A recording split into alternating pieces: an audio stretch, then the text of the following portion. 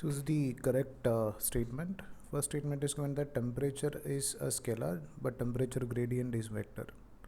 Yeah, we know that temperature is a scalar quantity, and temperature gradient represents the variation in temperature with respect to distance.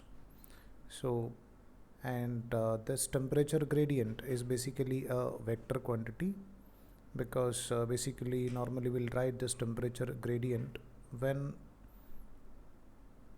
some amount of heat is flowing from one end of a conductor to another end, and heat is always flowing from a high temperature region to a low temperature region.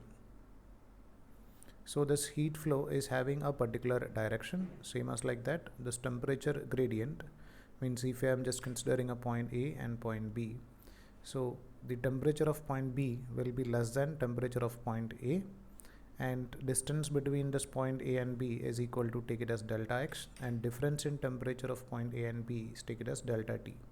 So basically this temperature gradient is nothing but delta T divided by x, and if you're talking about its direction, we can say that it is from A to B. So it is having both magnitude and direction. So temperature gradient is a vector quantity. No need to worry about these new terms, because all these things you will learn in different chapters like heat, electricity, etc. Okay. Second one is given as velocity of body is vector, but velocity of light is scalar.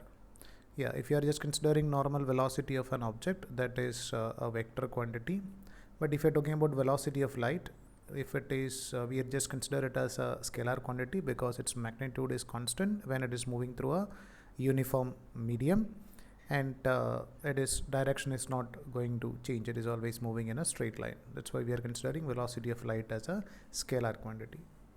And electric field and electric current density are vector. Electric intensity is basically represented by nothing but electric field.